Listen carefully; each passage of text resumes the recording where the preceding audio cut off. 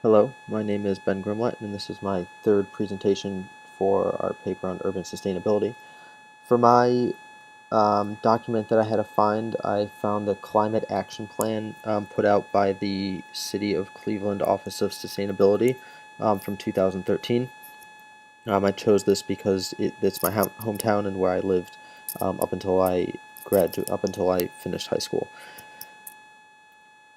This is a map of the greater Cleveland area. The city of Cleveland, which you can see in green in the middle, only is home to 400,000 people, but with the entire metro area included, the city of Cleveland is home to 2 million people. Overall, the main goal of the Climate Action Plan is really to target industry and specifically steel, which has been the backbone of Cleveland's economy for much of their history. And the Climate Action Plan specifically targets reducing greenhouse gas emissions in order to lead more sustainable lives in the future.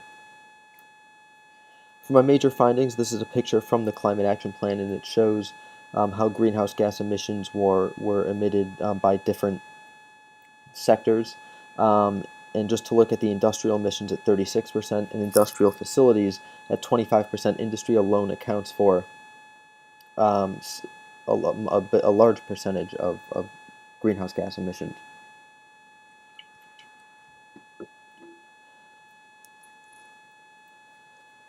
Here, this is also a picture from the Climate Action Plan and shows how they try to use mitigation and adaptation methods together in some instances to promote sustainability. The Climate Action Plan defines mitigation as actions to reduce current greenhouse gas emissions.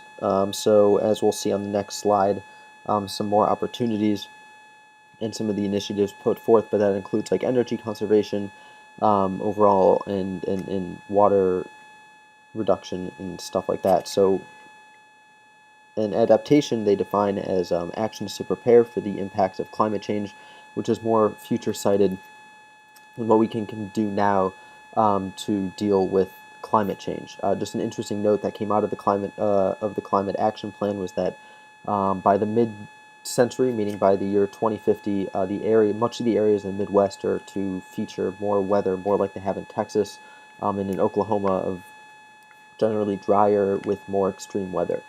So the recognition of that is how the Climate Action Plan uses adaptation techniques. Together, they form together to focus on overall goals like green infrastructure and water, energy, and conservation. And those are also big features of the Climate Action Plan. Here's just a screenshot, if you can see it, of just a table of a bunch of the initiatives that were put forth. This just simply includes green buildings. That's just a big part of it, to both retrofit old buildings and to also implement standards for future projects. Also, the increasing of renewable energy usage is a big part of this from a technology standpoint. Um, and they are hoping that using the technologies to increase renewable energy usage will help overall reduce greenhouse gas emissions. From a sustainability standpoint, most of the initiatives focus from the environmental standpoint. Almost everything here, just if you look at the big categories, we have energy efficiency and green building, we have advanced and renewable energy, sustainable mobility, which focuses on public transportation, waste reduction and resource conservation, land use and clean water, and then community engagement and public health, which is really a little bit social sustainability, of getting the community involved and promoting healthier living for them through the other initiatives. But for the bulk of them, they're mostly about the environmental aspect of sustainability. One thing the Climate Action Plan does stress a few times is how reducing greenhouse gas emissions will pretty much directly lead to economic growth. It uses a case study from Fort Collins, Colorado, which between 2005 and 2011, they saw greenhouse gas emissions go down by 11%, and they were able to link that to overall 4% economic growth in the same period. Fort Collins also had population growth of about 15% during that period, so I don't really know if that plays a part in it or not. But so Cleveland is focusing on reducing greenhouse gas emissions and how they could potentially be economically beneficial. The Climate Action Plan doesn't really discuss what we can do to make the city more economically sustainable, aside from focusing on these environmental initiatives to reduce greenhouse gas emissions. Overall, the Climate Action Plan pretty much just focuses on environmental standpoints, and I personally would have liked to see how it could get a little bit more into the economical sustainability side of it, and how